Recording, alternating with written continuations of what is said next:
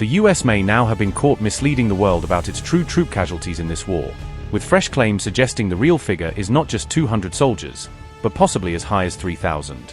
A senior Iranian intelligence operative has stepped forward to expose what he describes as the real scale of damage suffered by the US military. Donald Trump has all but acknowledged the strain on America's forces, admitting that he never expected to rely on the US military this heavily. We have an unbelievable military. We have the most powerful military in the world, and people see that. And I rebuilt it in my first term, and I didn't know I'd have to use it so much in my second term. But the men and women of our military, I pay them my highest love and compliments. As the conflict drags on, Trump's war is ending up costing the United States enormously, in the lives of its troops, the loss of advanced weapon systems, and in the staggering amounts of cash being burned every single day. Analysts warn that nearly half of key US weapon stockpiles and high-end munitions may have been effectively burned through in this campaign. With public anger rising and the economic burden mounting, many observers believe Trump will pay the real political price for this war at the ballot box. Serious doubts are now being raised over Washington's claim that only 200 American personnel have been affected in the war against Iran, with fresh intelligence suggesting US casualties may be far higher than officially acknowledged. A senior Iranian official spoke to state-run outlet Press TV in a report dated March 17, offering rare and detailed insights into what Tehran believes is the true scale of US losses.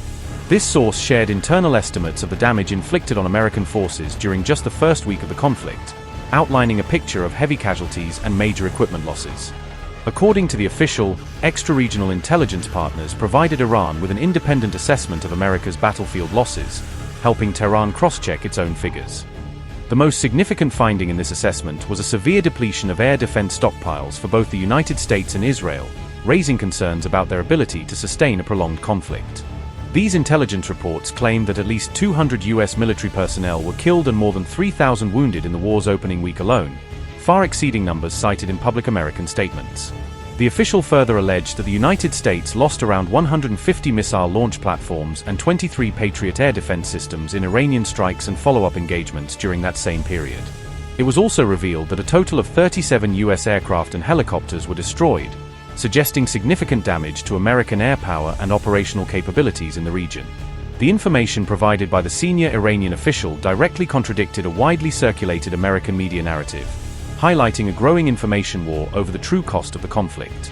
A report by the Washington Post on March 16 had claimed that roughly 200 US troops have been wounded so far, a figure that falls dramatically short of the casualty estimates coming out of Tehran. Officially, the US military has confirmed that 13 American troops have been killed so far in the Middle East theater, as the war with Iran grinds into its next phase. Earlier in the conflict, a drone strike on a tactical operations center in Kuwait on February 28 killed 6 US personnel, marking one of the deadliest single incidents of the war to date. A 7th American soldier later died from injuries sustained in a separate attack at Prince Sultan Air Base in Saudi Arabia, further adding to the growing US casualty toll. Just last week, 6 more American service members were killed when a KC-135 refueling aircraft crashed in Iraq while supporting operations linked to the Iran war. US Central Command has insisted that the crash was the result of an in-air incident involving another aircraft, and has stressed that the loss was not caused by either hostile or friendly fire. Meanwhile, on March 17, the US president openly admitted he had not anticipated relying on military force to this extent in his second term, acknowledging a level of deployment he hadn't foreseen. We have an unbelievable military. We have the most powerful military in the world, and people see that. And I rebuilt it in my first term, and I didn't know I'd have to use it so much in my second term. But the men and women of our military, I pay them my highest love and compliments. So we did a little excursion, and we're way ahead of schedule, as you probably noticed. And we've had, we knocked out their Navy, their Air Force, their anti-aircraft equipment, their radar, and their leaders. It's been amazing militarily, but it's something that had to be done. Unfortunately, I say, we don't do it with glee.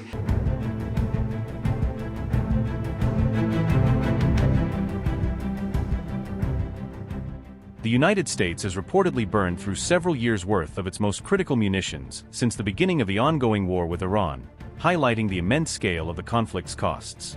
According to a Financial Times report published on March 12, Washington's rapid and relentless use of weapons and ammunition has now triggered urgent discussions within the Pentagon and defense industry circles. The report notes growing concern among officials and analysts over America's ability to replenish its depleted stockpiles, raising serious questions about long-term military readiness in the face of sustained conflict. Among the weapons most heavily used are advanced, long-range Tomahawk cruise missiles, precision systems that play a central role in the U.S. Navy's strike capabilities, but are costly and slow to replace. One defense source quoted in the report warned that the U.S. Navy will likely feel the impact of this munitions expenditure for many years to come, as production and resupply timelines continue to lag behind battlefield needs. With casualties rising and the financial cost of the war mounting, a key question now looms over Washington. Will this conflict come back to haunt Donald Trump at the ballot box in the upcoming midterm elections?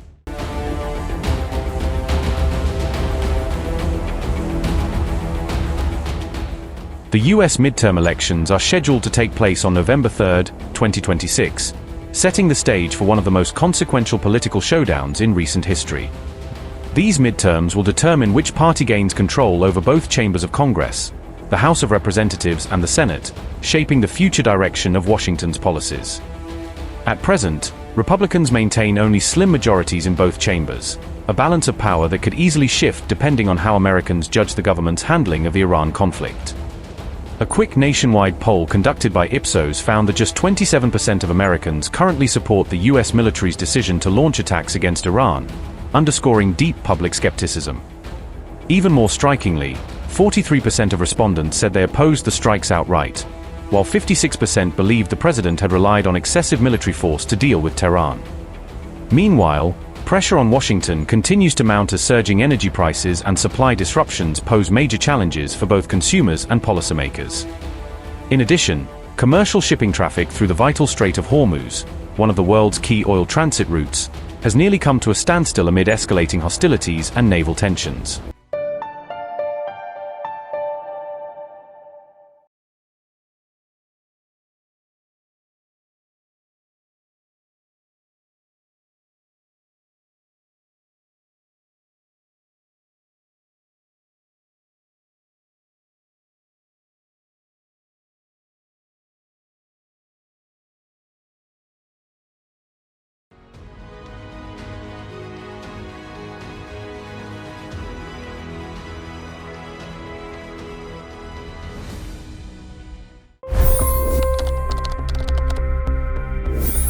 $25 crore गरीब गरीबी को परास्त करके बाहर निकले। For the good of our nation, let's work together and let's truly make America great again. The fastest news breaks. Requested PM saying that look, you will have to speak to Putin and to Zelensky. The biggest newsmakers. The relationship with India is probably the most important bilateral relationship the U.S. will have for the rest of this century. The capital delivered quite an election result today. Expert analysis. The million-dollar question today is how to stop this dance of death. Ground reports. I'm standing at the crossroad of the Kumbh Mela. Behind me are more than 100 entry ghats. Long-form interviews. Exclusionary politics is reflected in Manipur case as well. You don't bother because this is a small state. Deep dive into burning issues. It's often said DRC could be the richest country in the whole world. It's because of what sits underneath. Why exactly did the US topple the Sheikh Hasina government? HT videos. We don't just break news, we break it down.